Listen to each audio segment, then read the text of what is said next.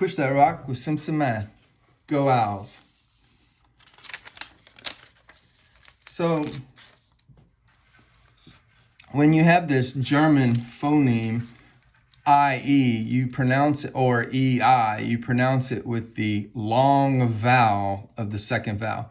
So this is Riemann. I don't know how to pronounce Bernhard. I guess it's Bernhard.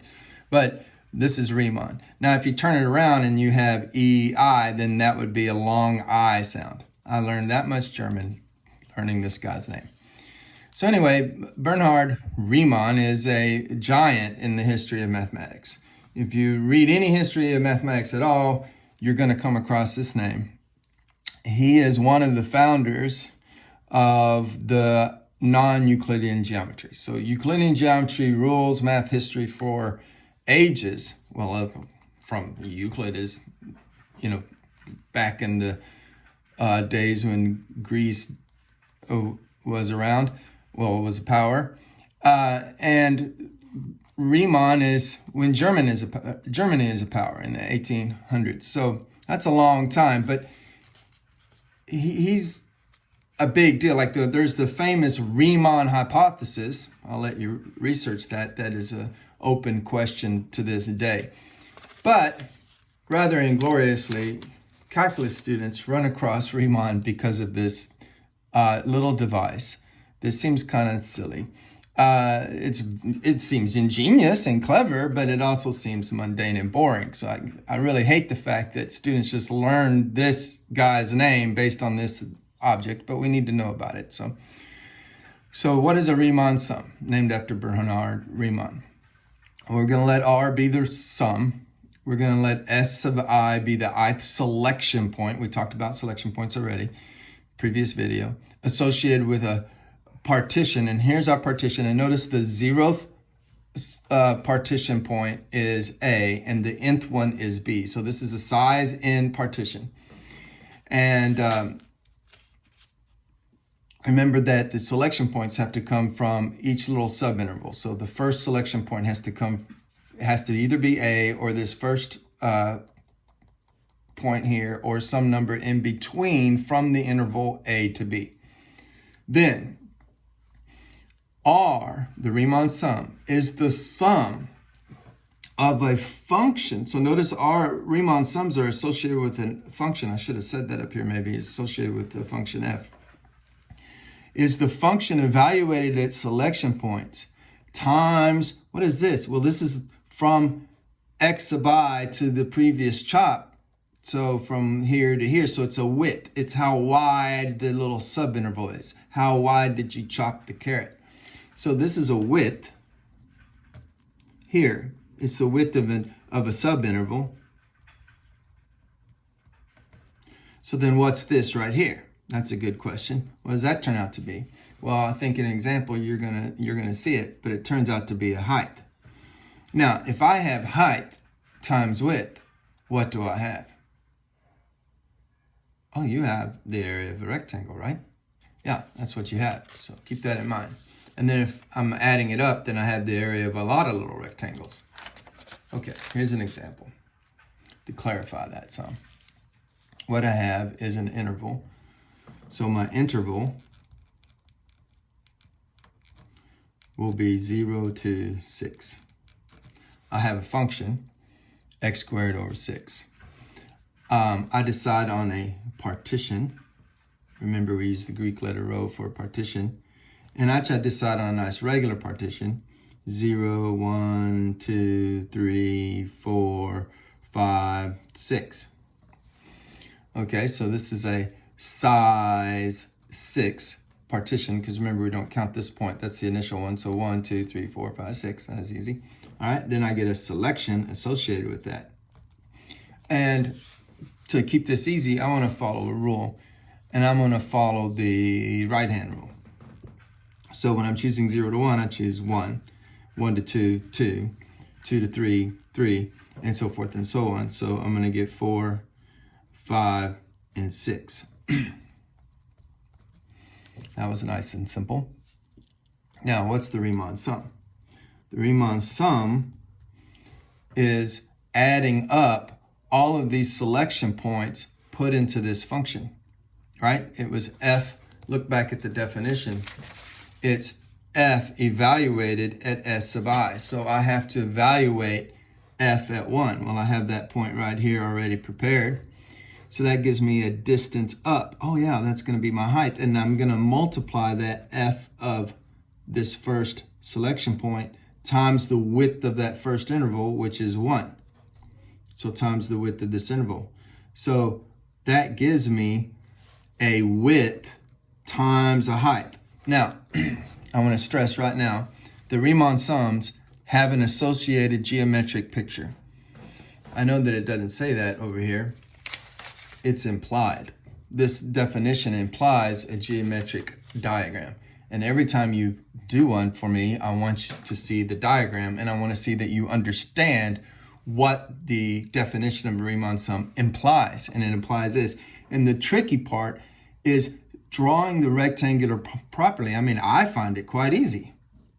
But I have experience, now 14 years at the TBI teaching really, really smart kids that are smarter than me.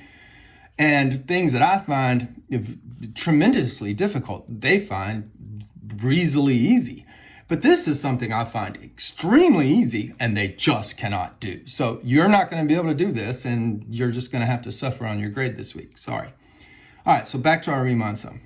So I got the first one, but that's I starting at 1. I have to go until I get to n, so I'm going to have 6 of these. I probably won't have room. I'll probably have to use the second line. So that means add in the second one. So the second one just happens to be 2 because I'm choosing a nice simple example in this learning exercise here. And so I go f of 2 times the width of the next interval, which is 1. Now let's draw the picture. So I chose f of 2, so that means I need this distance, and I'm multiplying it by this width. So there's that picture. Okay, you won't be able to do it, sorry. I don't know why y'all are so dumb, but y'all are. Okay, so anyway, here I'm going to go to f sub 3. Oh, that's this distance here, and then it's going to multiply by that width there. Okay, and so we get 1 plus, and then I'm going to come down here on the next line, f of 4 times the width of the next interval. So f of 4 came from this interval here, 3 to 4. So what's that width? Oh, that's 1. So I'm doing f of 4, and I'm doing this width here. So there's a parallel segment up there. So it looks like that. Okay. And then I do f of 5. By now this is getting kind of boring. Plus times 1. This is this one. Okay, and then we have f of 6 times 1. And so that's this here over to there and to there.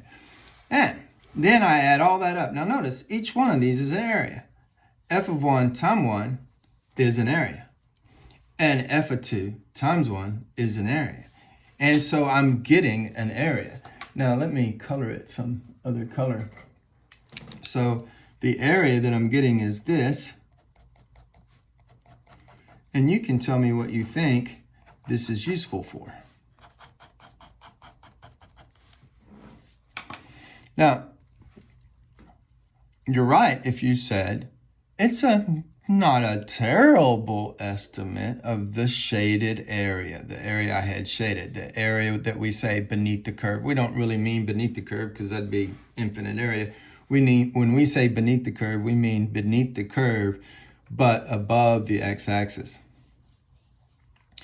So it's not a bad estimate of that. You could imagine ways to make it better. Instead of choosing the right endpoint, I could have chosen a midpoint every time. I could also choose the right endpoint once and then a left endpoint the second time.